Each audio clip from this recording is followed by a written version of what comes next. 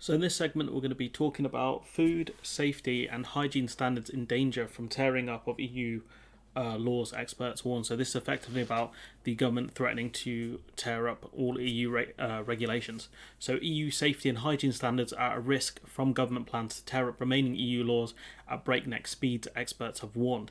The alarm has been raised over incredibly concerning legislation that will axe or replace up to 1,500 items of so-called retained law in just 15 months' time, and that's madness. This is to, quote, draw a line under Brexit.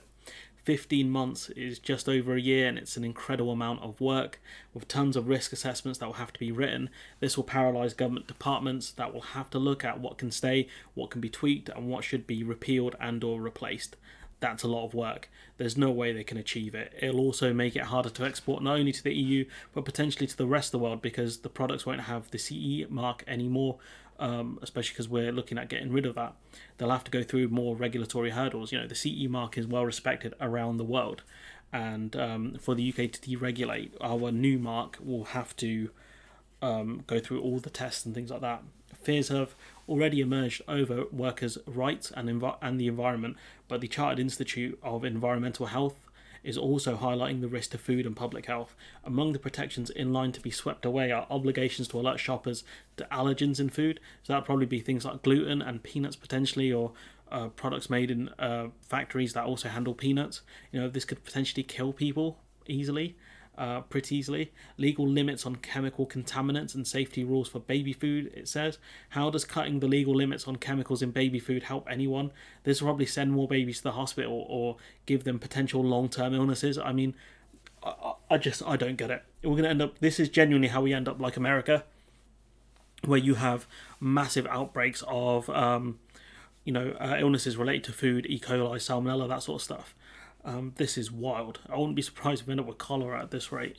Restrictions on the use of decontaminants on meat, such as chlorine washes on chicken, hang in the balance, as do businesses' minimum hygiene standards. That group argue. The CHISE, I don't know how to pronounce the acronym, but yeah, they've effectively, this is very much like America. Chlorine wash chicken, because the factories are so unclean that they use the chlorine to wipe off the gunk from the factories. It just keeps getting worse. They might be doing this to open us up to a US trade deal, but they have way more health-related illness outbreaks per capita than we do. There's a reason for that. Can you guess what it could be? Genetically modified food and feed could also be introduced without any food safety assessments taking place, nor any obligation to label such food for consumers.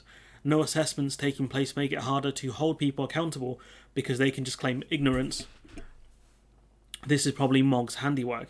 The potential consequences of this agenda are deeply concerning, said Ross Matthewman, the organisation's head for policy and campaigns. There seems to be a real danger that this bill puts at risk the high standards our country has with respect to environmental health, and we do have some of the best standards out there. Mr. Matthewman said the group's illusions have been shattered by the publication last month of the retained EU law revocation and reform bill. That's not a bill I've heard about. So maybe I've dropped the ball somewhere. A full onslaught on scores of regulations sweeping right across vital areas from food to our environment did not seem on the cards, he added. I mean, it very much did seem on the cards. It seemed on the cards since Boris Johnson, really, the big sweep of EU regulations. Liz Truss has just pushed that through. Even Mogg has spoken about it a lot. In July, as she campaigned for Tory leadership, Truss sought to outflank her rival Sunak on Brexit by pledging to scrap all EU regulations by the end of 23.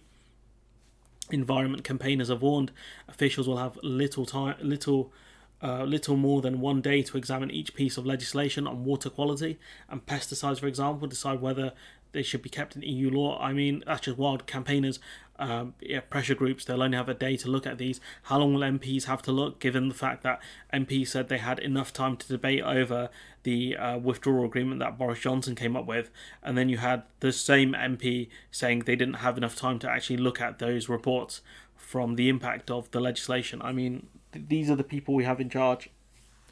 There's already a large number of contaminants in the water. This could lead to more pollution of the waterways. Also, some of these pesticides can kill off things like bees, and if you didn't know, bees are really important. The UK already allowed temporary use this year for such a chemical that was harmful to bees. It was a pesticide, and what's to stop companies from dumping things like lead into the water, like they have done in places like America. We could end up like a place in Detroit with Flint, Michigan. That's it. We could end up like them at this point. There's also huge concerns that the process of stripping out EU protections will be carried out through secondary regulations behind MPs' backs, so essentially sneaking it through Parliament without scrutiny. Tearing up rules could also come at a price if divergence triggers dispute under the Brexit trade deal, potentially allowing Brussels to curb access to the EU market for British firms. So effectively, there's that infamous picture of Michel Barnier on a football field saying he's looking for a level playing field, and that this will scupper the trade and cooperation deal, making exports more expensive for EU citizens to buy, but also making more regulatory hurdles as well, because companies will have to prove their stuff still up to EU specs, which costs a lot of money. So this will tank exports, not just to the EU as well. To the rest of the world, it will be very damaging.